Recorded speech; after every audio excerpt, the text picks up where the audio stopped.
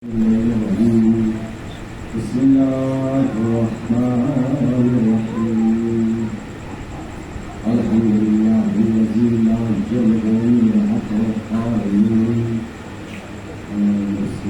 مع أهله حاكم فلا يؤدي حق المجتهدين الذي لا يدركه بعد الهمم ولا يناله غوث الفتن الذي ليس لصفته حد محدود ولا نعت موجود ولا وقت معدود ولا عدد ممدود فترى الخلائق بقدرته ونشاء الله برحمته وابتدى بالسحور من الأنهار الصلاة والسلام على الصحابين جد الحسن والحسين أبي القاسم المصطفى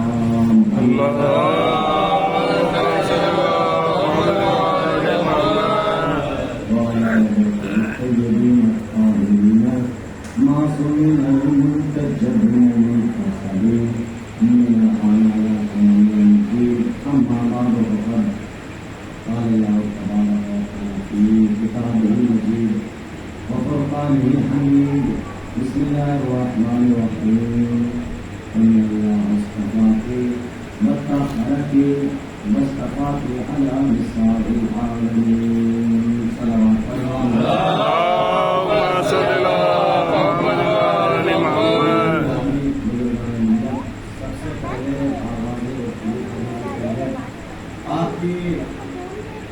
سے ایک گزارش کرتے ہیں کہ ہم بلا فصل کے ماننے والے ہیں، لہٰذا جو یہ خلا ہے اس کو آپ پور کر دیجیے، کیونکہ اللہ نے گرامی آپ نے ہماری اگر مجلس سنی ہے، آپ نے وہاں پر ہم نے اسی کو تو ثابت کرنے کی کوشش کی ہے کہ ہم بلا فصل کے ماننے والے کیوں ہیں۔ اس لیے دیکھیے انہوں نے کیا کیا، نبوت کے بعد ڈائریکٹ جو ہے بیچ میں جو ہم نے جو ثابت کرنے کی کوشش کی نبوت کے بعد ڈائریکٹ امامت، تو اللہ نے گرامی جو خلا ہے یہ آپ ثابت کر رہے ہیں کہ تین بیچ میں آئے کے خلافتیں وہ صحیح تھی، لہذا آپ خلا کو کھول کر کے بتا دیجیے کہ وہ آئے کے بیچ میں سب باتیں تھی۔ ہم بلا فضل کے ماننے والے ہیں، نبوت کے بعد ڈائریکٹ امامت آئی ہے، لہذا آگے کو تشریف فرمائیں، آگے تشریف لے آئیے۔ صلوات پڑھتے ہوئے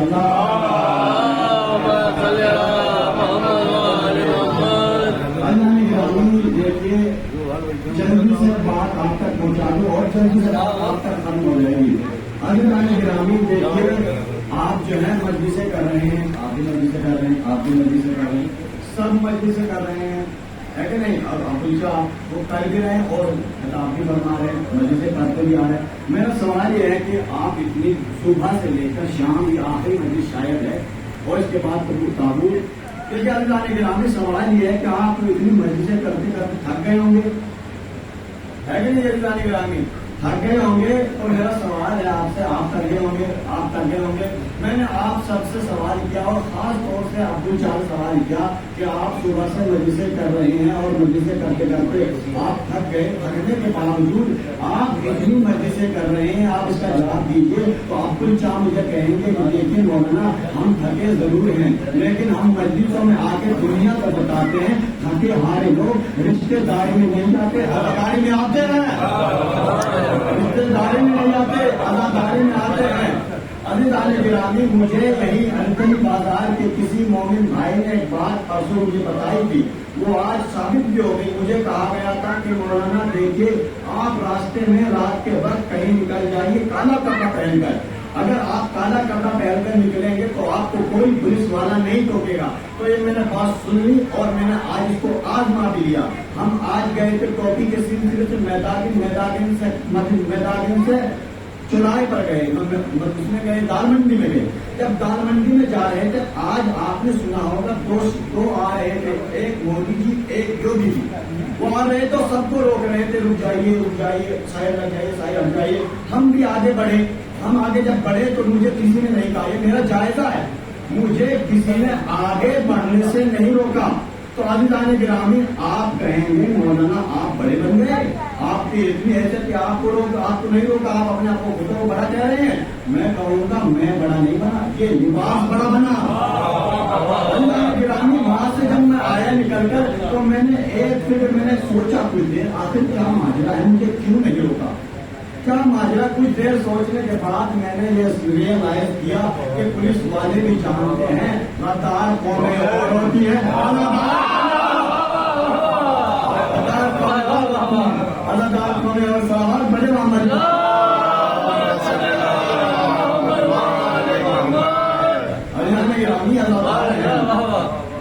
قرآن مجید میں ارشاد ہو رہا ہے ان الناس تفاقے و طہارت و تفاقے علی نساء العالمین. عزیزان گرامی دیکھیے میں پھر بات کو ریپیٹ کر دیتا ہوں.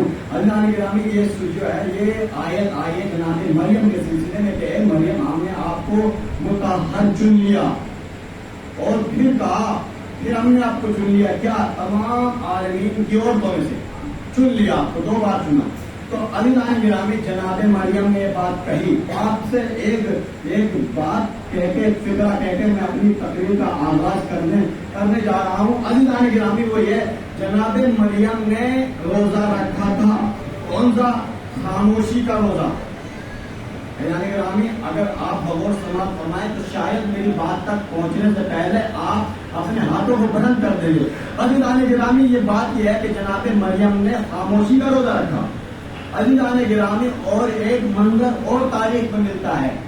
علی کا چاہنے والا تار پہ چڑھ کر بولا تھا، یہاں پر خاموشی، اور ایک پہ تار پہ چڑھ کر بولے کون؟ جناب سمے تمار. بس میں آپ عزاداروں سے یہی کہہ رہا ہوں دیکھیں خاموشی کا روزہ گھڑیوں میں رکھیے، خاموشی کا روزہ، کیونکہ ہم شیعہ کو چپ کرایا جاتا ہے. چپ ہو جائیے بھائی، ہم کیوں چپ ہوں؟ ہم تو دار پہ چڑھ کے نہیں بولتے ہیں. تو عزیزان گرامی ان اللہ استفاقے و طہارت و استفاقے علی نساء العالمین. یہ بات دیکھیے جناب میں ایک سوال رکھتا ہوں پھر اپنی مجلس کا آغاز کر دیتا ہوں. بس 15 منٹ آپ کے درمیان میں حائل ہوں، پھر اس کے بعد رحمت تمام صلوات بڑے محمد والے.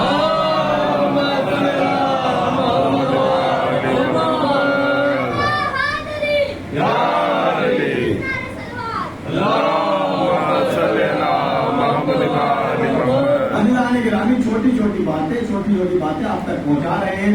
آپ نے میں نے ایک واقعہ صبح وکی بھائی کے یہاں پڑھا تھا، اس میں نے جو ہے واقعے میں 4 اماموں کے نام نقل فرمائے تھے. آپ نے سنا، جس نے سنا ہوگا دیکھیے ان کے 4 امام وہ آپ جانتے ہیں. 4 میں نے پہلا گنایا. میں رام نگر میں جب اس واقعے کو پڑھ رہا تھا تو ہوا یہ کہ پہلا نام بھول گئے، پہلا نام یاد آیا، دوسرا نام، تیسرا، جب چوتھا نام جب میں چوتھا نام بھول گیا بولنے کے بعد میں نے ایک بات وہاں بھی کہی تھی، ایک بات یہاں بھی کہہ دیتا ہوں، یہ ان کے امام ہیں، ہم اپنے اماموں کو نہیں، ان کے اماموں کو بولتے ہیں. آج میں صرف بچے سے پوچھوں چھٹے امام بولتے آگے بول دیں گے، لیکن ہم ان کے اماموں کو یاد رکھیں. عزیزان گرامی ہمارے اماموں کے کیا فضائل کم ہے، ان کو یاد رکھیں گے. صلوات بڑے محمد والے. سوال یہ ہے عزیزان گرامی کہ یہ بتائیے جناب مریم کو اللہ نے بغیر شوہر کے بیٹا عطا کیوں کیا عزیزان گرامی؟ آپ دیکھیے جناب مریم کی فضیلت نہیں، میں صرف ایک رب دے رہا ہوں. جناب مریم کو اللہ نے بغیر شوہر کے بیٹا عطا کیوں کیا؟ دوسرا سوال یہ ہے کہ شوہر کے بعد شوہر اگر دے دیتا اس کے بعد بیٹا کیوں نہیں بغیر شوہر کے دیا؟ ٹھیک ہے، شوہر کے بعد کیوں نہیں دیا؟ تو عزیزان گرامی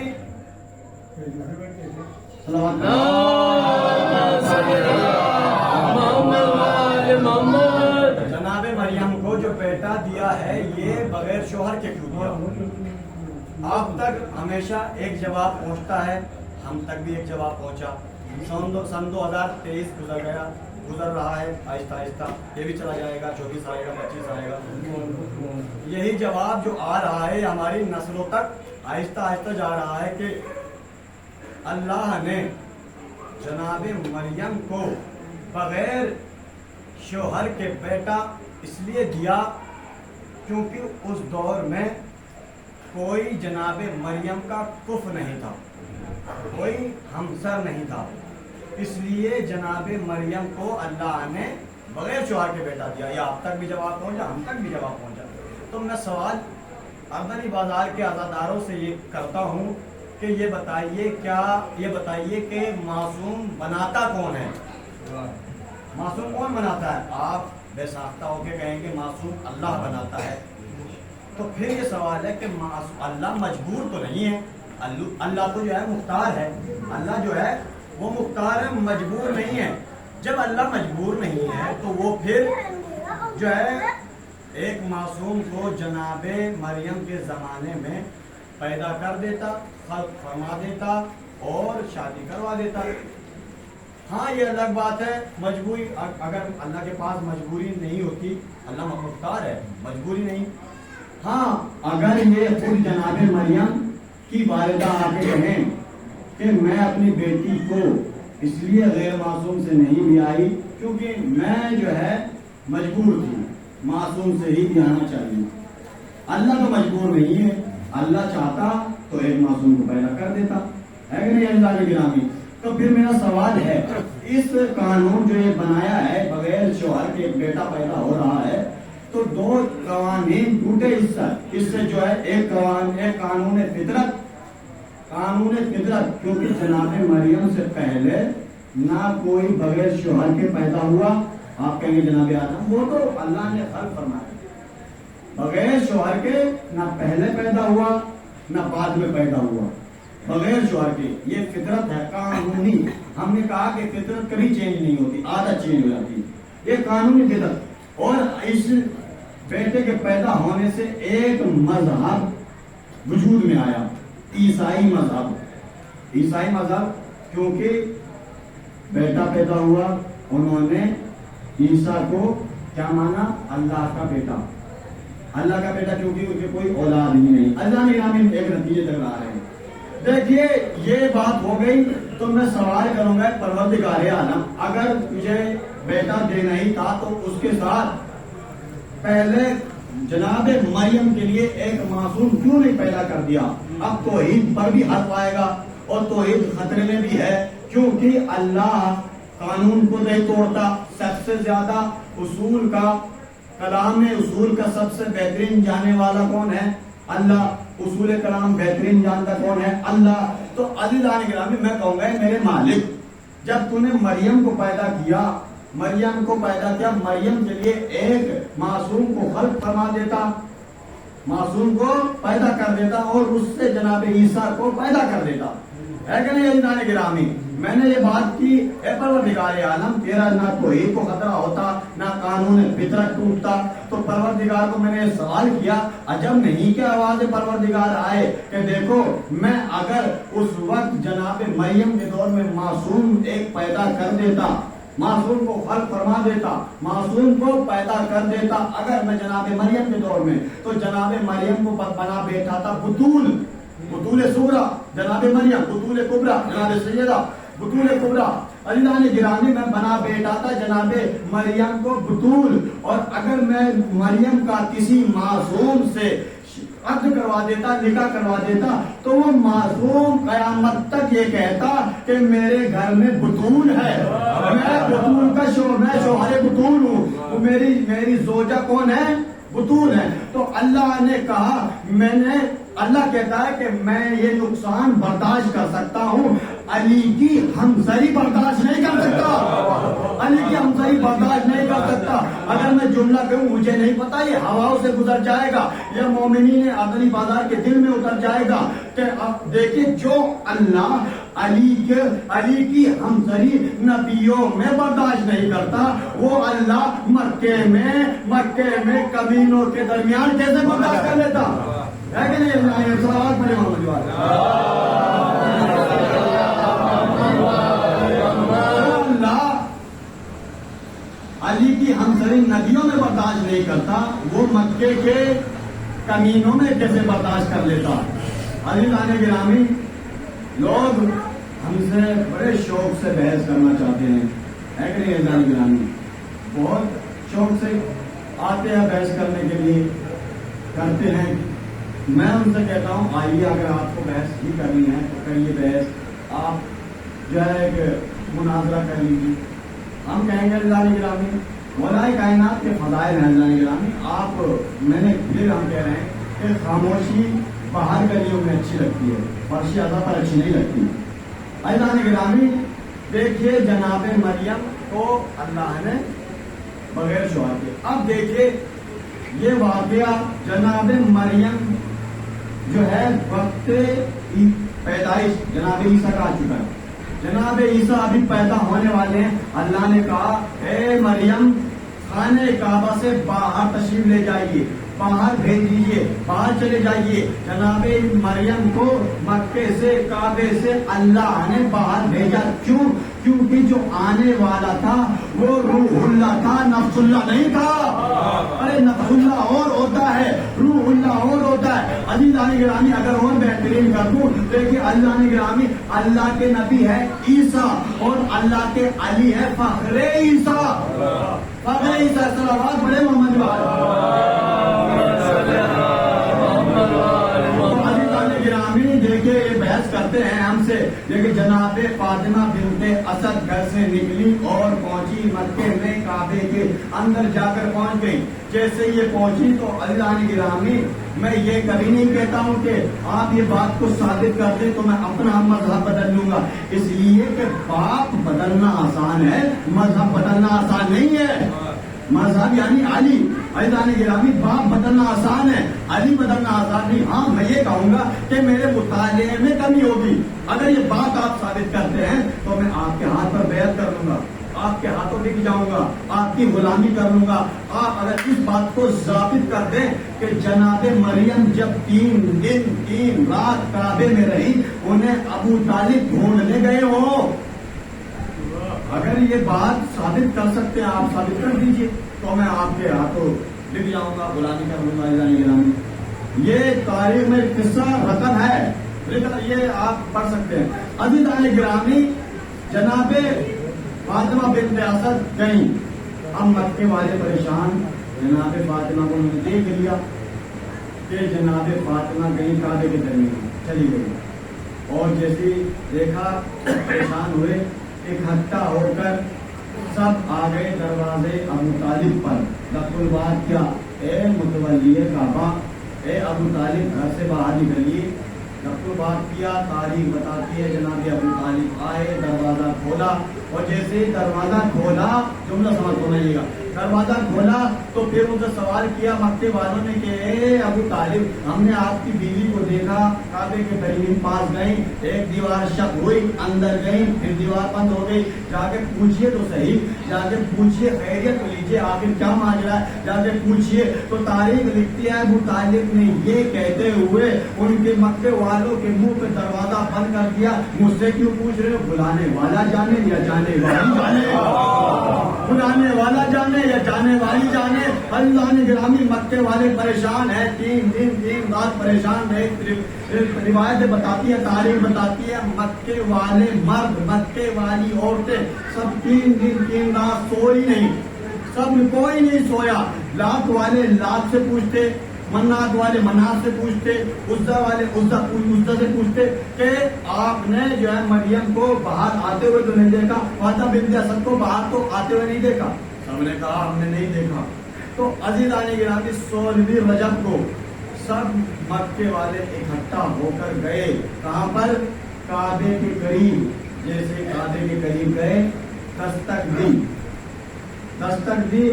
اللہ نے کہا اے مادر علی اٹھو اور دروازہ کھولو، اے علی کی ماں اٹھو اور دروازہ کھولو. جیسے یہ کہا جناب فاطمہ بنت اسد نے کہا ہاتھوں کو جوڑ کر یا خدایا بلایا ادھر سے تھا، بھیج ادھر سے کیوں رہا ہے؟ ادھر سے بلایا تھا ادھر کیوں بھیج رہا ہے؟ تو عجب نہیں کہ حوالے پروردگار آئے کہ اے فاطمہ میرے دروازے پہ پہلی بار دستک ہوئی ہے، اٹھو اور دروازہ کھولو، ان کو علی کو دکھاؤ، علی کو دکھاؤ تاکہ میں بندوں کو بتاؤں جب بھی کعبے پہ دستک ہوتی ہے تو اندر سے جلی نہیں آتا، اندر سے علی آتا ہے. اندر سے جلی نہیں آتا، اندر سے علی آتا ہے. صلوات پڑھے محمد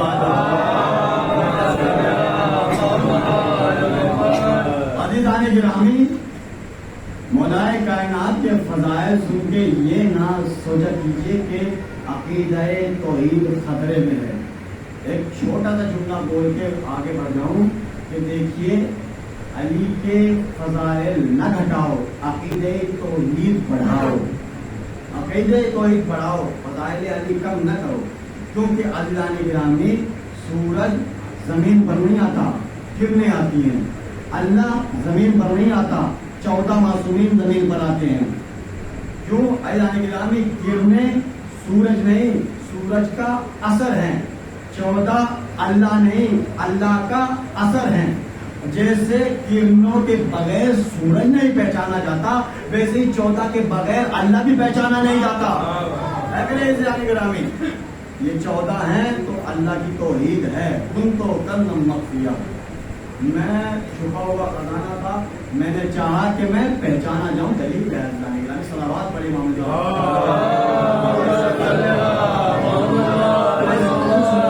کچھ لمحے اور بات ختم.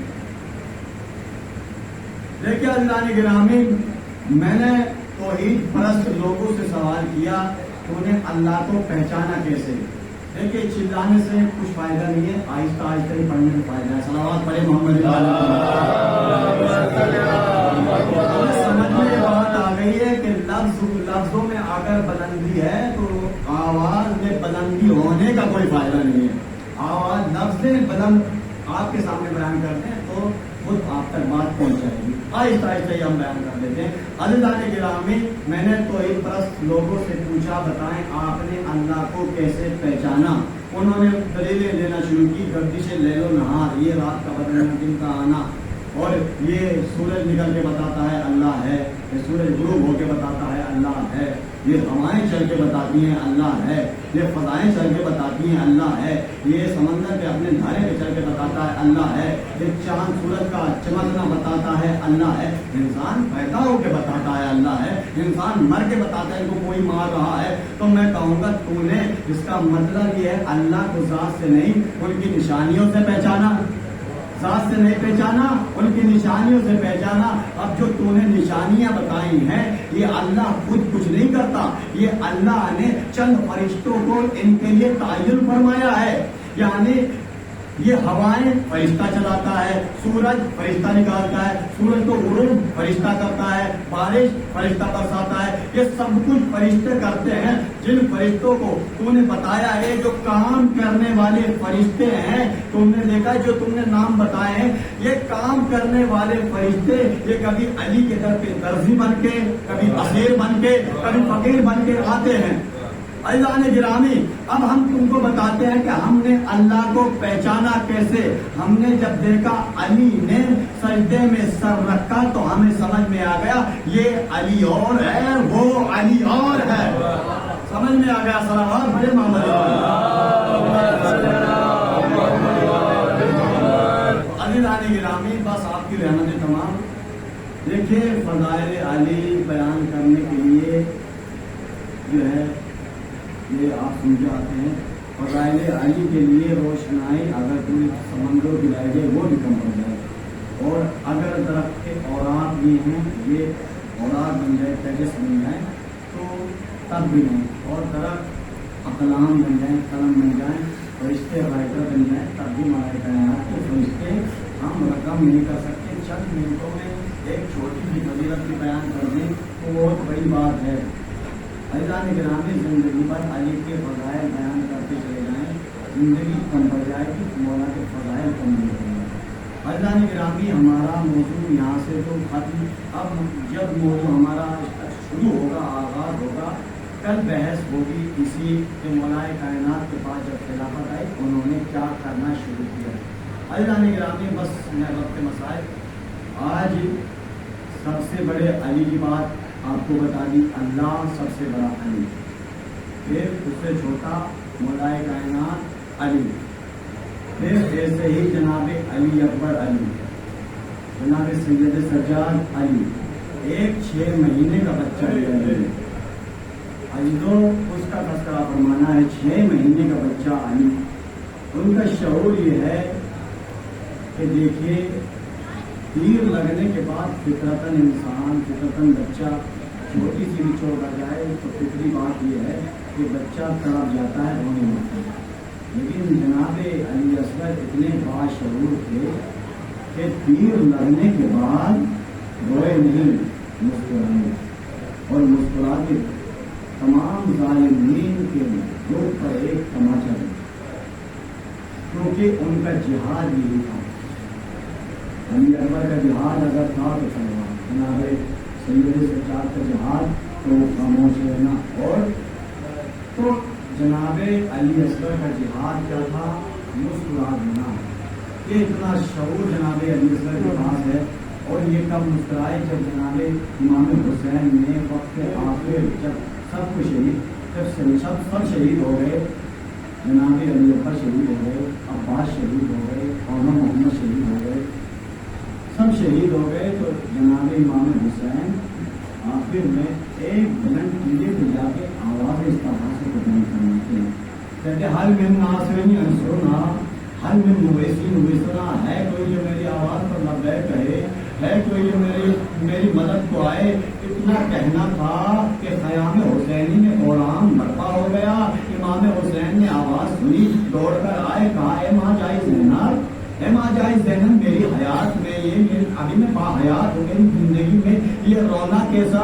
तो जनाब ज़ैनब ने कहा ए माँ जाए हुसैन, जब आपने आवाज़ इस तरह से को बुलंद किया है ना, जो कभी करवट न बदलता था, उसने खुद को झूले से गिरा लिया, उसने खुद को झूले से गिरा लिया।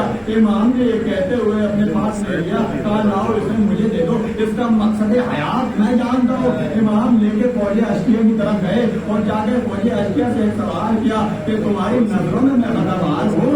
ये 6 महीने का बच्चा तो खतरवार नहीं है, ये 6 महीने का बच्चा तो खतरनाक नहीं है, इसे एक कदर आप दे दो तो फौज अश्किया से कोई आवाज ना आए। रिवायत लिखती है कि इमाम ने ये कहते हुए जलती हुई रेती पर अली असगर को लिटा दिया कि अगर तुम ये समझते हो इसके बदले मैं पानी पी लूंगा, मैं इसे जलती हुई रेती पर लिटा देता हूँ। तो दिल बाप का था, बेकरार हुआ, उठा लिया, दोबारा लिटाया, दिल बेचैन हुआ, उठा लिया।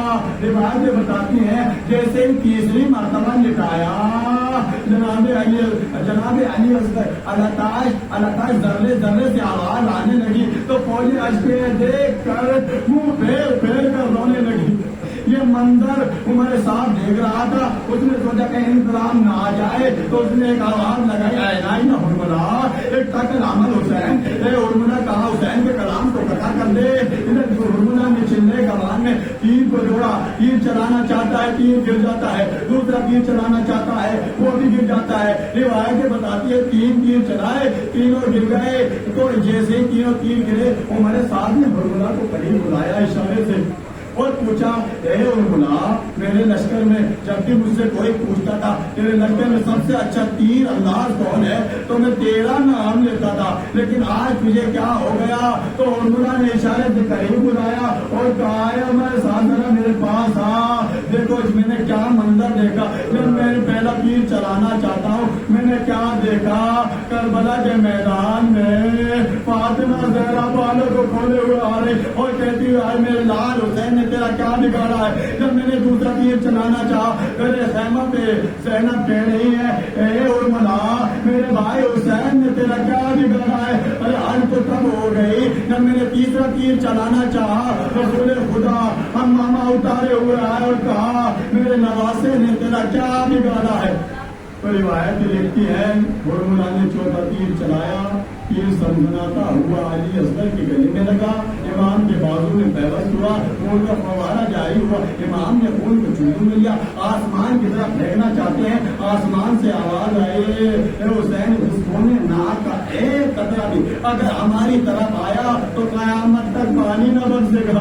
अगर फिर इमाम जो है जमीन की तरफ फेंकना चाहते हैं और जमीन से फिर यही आवाज आए हुसैन इस कोने नाक का एक कतरा भी अगर हमारे तरफ आया तो कयामत तक एक दाना न होगा। इमाम ने ये कहते हुए मूल को चेहरे में मान लिया, इनकार आसमान को है, राजी जमीन नहीं, असगर तुम्हारे भूखा